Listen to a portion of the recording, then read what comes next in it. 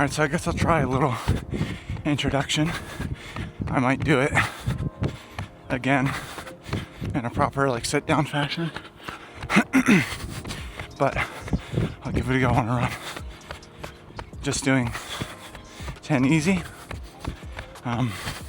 It's Thursday, so that means 10 easy in the morning and then gym in the afternoon. So running journey started, I guess, back in 2022.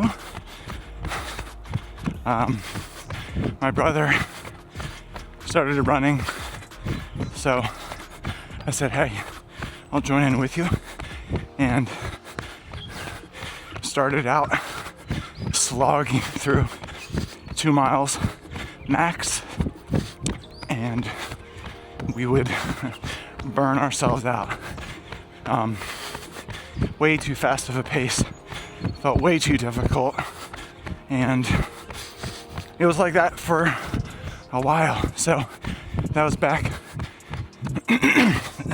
in April of, wait, no, that's not right. Was it him and I who started? I don't know. Somehow I started running in 2022. Did a 5K that fall, I think. So did a little bit of training for that. Ran like a 23 something, which was pretty good. Bonked at the very end. There's this hill that they put at the end, and it was not kind to me. So struggled at the end of that, but still did it in a decent time. Again, 23 for your first 5K is pretty impressive. So did that with Rian, my friend, who's now my Wednesday running buddy. And I guess I caught the bug. I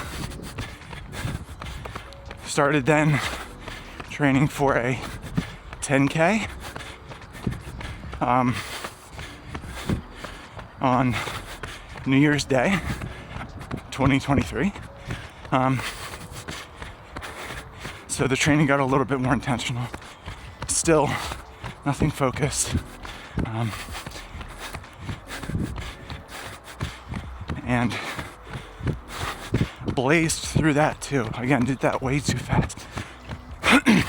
Rian's still is, but was a much fitter runner than I am.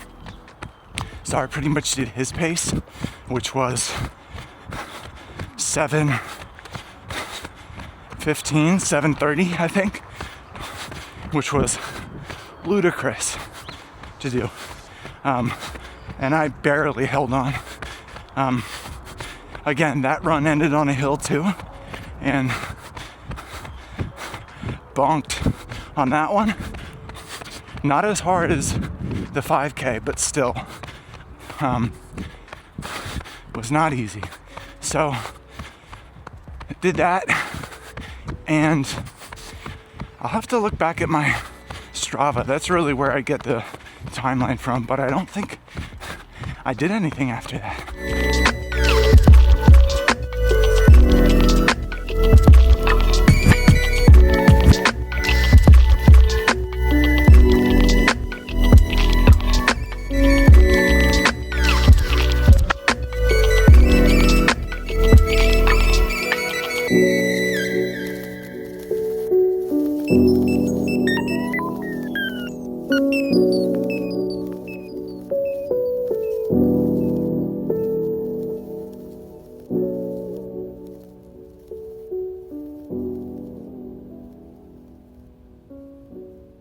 I think I pretty much stopped running for the better part of 3 years, or 2 years, I guess. Then,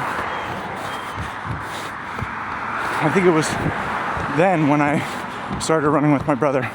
So, April of 2025, So from 23 to 25, I didn't run.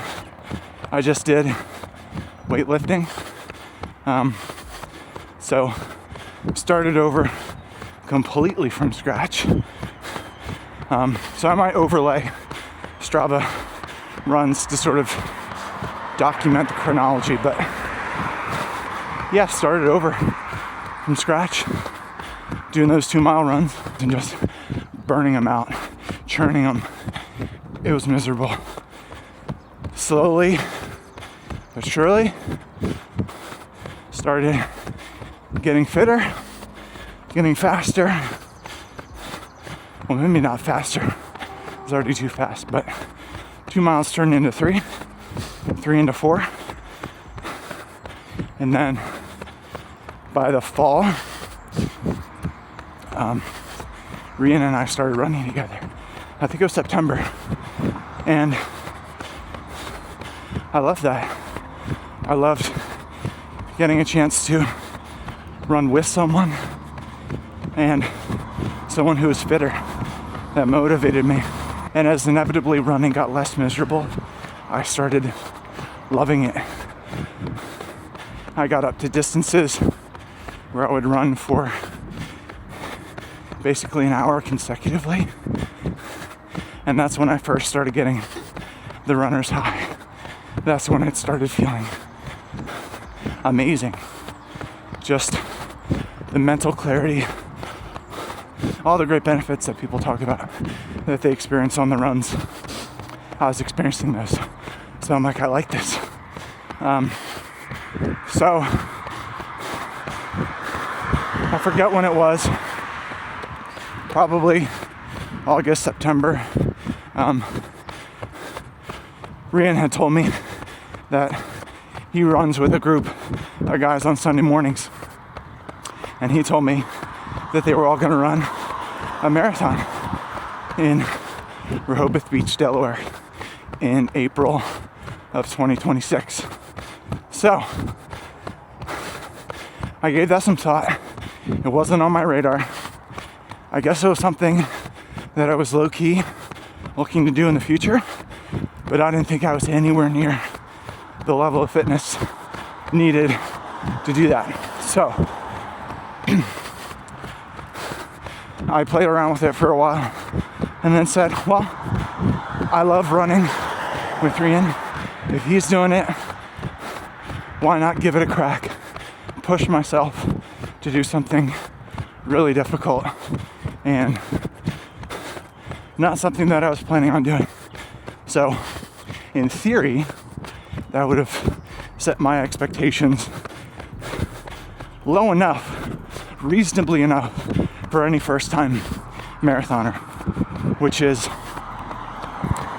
you know, a goal, get across the finish line in one piece. Again, that would have been reasonable. But as I trained more, got more intentional. So November was when I was really getting serious. I did my first 20-mile long run in November. Oh, and by the way, in October, my daughter Livy was born, October 15th. So that happened very soon after. I say it happened, but I knew about it. Soon after signing up. So didn't really factor that into consideration, that the whole training block would be compromised sleep-wise because we had a newborn. And we also had Calvin, who was 2 going on 3. So any parent knows that pretty much from the day one you have kids, your sleep and overall energy levels are compromised for the rest of your life or until they move out. So that was tough. So yeah, got a month-old baby. I got a hill here, so I'll check back in with you after the hill because I'm going to be huffing and puffing, and that's not going to be great. So yeah, 1 month old, 2 year old. It's gonna be an interesting training block. And it was. Liv did not sleep the greatest for the first, well, as it turned out, 6.5 months, where she was up pretty regularly, twice a night. So sleep was always interrupted, and I had that to deal with. But so back to November,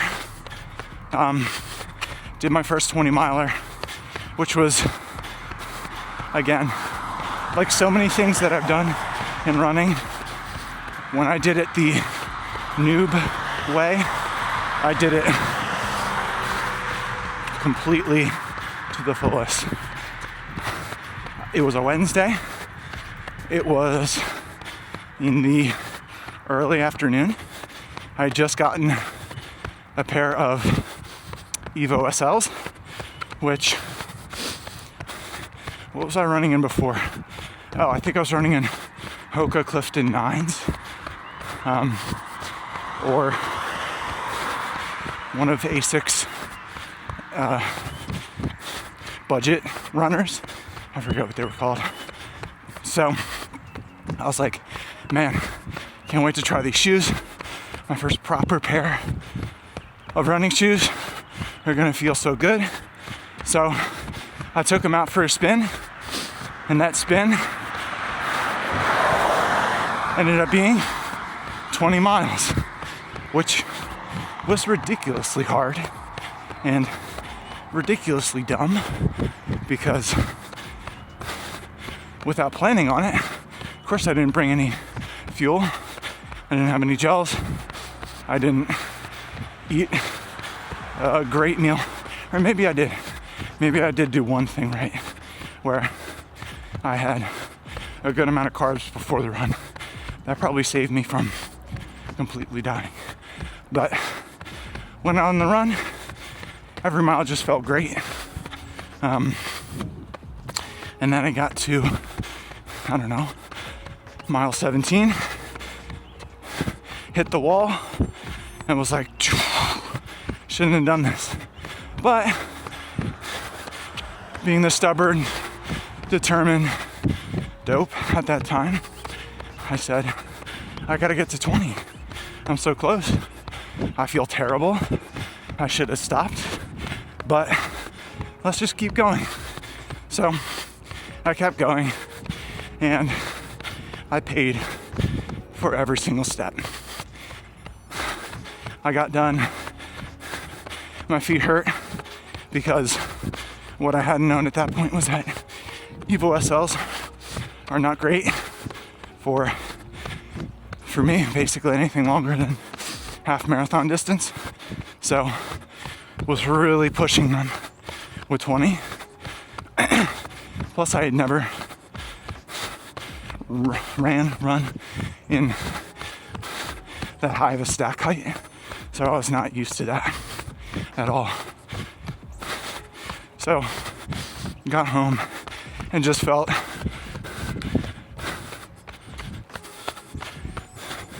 like a shell of a human. Felt kind of sick, legs completely obliterated, and second guessing just about everything in life at that point. But hey, I ran 20 miles. So that's what I was telling myself. So November did good. December, I ran pretty consistently, and then late December, so again I'll have to look at just my Strava to confirm, but I was at the gym. I was doing Romanian deadlifts, which is something that I've been doing for a while, so I knew good form. But on this particular day, I was, I don't know, feeling good, feeling like I wanted to push, feeling like I wanted to get a PB. So I lifted too heavy, and on the eccentric lowering of the rep, felt something, heard something pop in my lower back. So abandoned the rep, abandoned the session, and knew immediately that it wasn't good. I was in pain, and I was in despair, basically. I almost just started crying right in the middle of the gym because I wasn't in, and I'll talk more about this, over, December up until now was probably in one of the worst bouts, seasons, episodes of depression that I've been in my entire life. I've had one more that was worse, and that was when I was in my early 20s and was borderline suicidal. So, safe to say, you'd have to get pretty bleak to get close to that, and I was. But running was a buffer. It's so true, and it still is, which is why I'm gonna be running for the rest of my life. So the notion that I had just given that away for a little bit of an ego trip at the gym for however long, I didn't know. I didn't know if it was a herniated disc, which you go down that rabbit trail and you're, talking about months potentially of recovery, possibly surgery. So at that point, December, marathons in April, that's completely out of the cards. So all of this is going through my head in a very dark moment as I'm walking out of the gym. So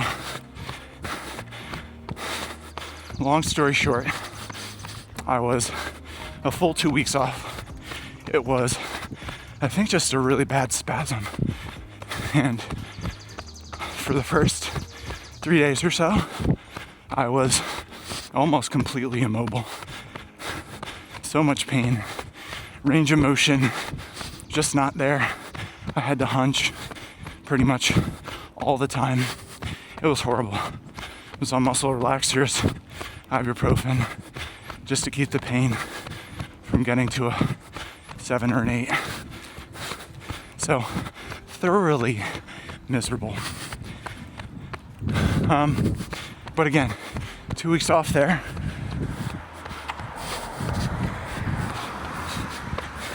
And got back in, or maybe it was 3. It was a long time. Got back in late January. So again, in my head, I'm thinking, man, April is coming quick. And I can imagine that really any first timer feels like they're going in underprepared, undertrained. So any bit of training that I could get, I'm like, I need it, because I don't know if I can do it. So you're looking for every last assurance. So I think it was the last week of January, I started back up slowly, and then by February, I was cranking it up. I was trying to hit steadily 30, 40, 50 mile weeks, wanting to peak in the 60s. And I'd probably been in the 30s, 40s before I got hurt. So it wasn't a stretch to get back up. But I did. I got back up and I trained and I ran a lot of miles. Didn't do a ton of speed stuff because I didn't really know much about that. But got myself to a good place. Peaked at 65 tapered 2 weeks, felt good. 2 days before, I got a cold, which again, mental spiral. Felt like all that training was for nothing, just to get derailed by getting sick in the taper, which I'm sure many people can empathize with. But it sucked. So at that point, I was just trying to rest. I scrapped pretty much all my taper runs, shakeouts, and just tried to beat it, tried to kick it. It was all above my neck, which was good, but I just didn't feel right. So went into the marathon feeling similar and just wanted to give it my best go. And I realized that this video is so long at this point. But I wanted to do it, so I didn't feel any worse on my shakeout that I did with Reen. It's like a mile and a half. And on the start line, I was like, I had the adrenaline, I had the caffeine carrying me. So I'm like, let's just give this a go. I loved being on the start line. It was so exciting being around people. This was a smaller race. Runners probably only in the hundreds, but still, that start line feeling, especially the first one, is something I'll never forget. So, set off. And maybe I'll do a separate video just covering the marathon, because there was a lot that happened. Not a lot of great, a little bit of good, but yeah. So that more or less brings us up until now, where I'll probably segue from after that marathon into this training block. But basically, I want this to go way better. I want Philly to be a race that I'm proud of, a race where I can give my full effort and not be limited by my immaturity and going too fast for too long. And so far during this base, all signs are pointing to that. I'm up to 70-mile weeks. This will be my third, and I'm feeling really, really strong. So there's a long-winded introduction. I'm at mile 6, got 4 more to go, and I'm just gonna cruise in. So thanks for putting up with the extended and hopefully not dreadfully boring banter of my journey. Much more to come.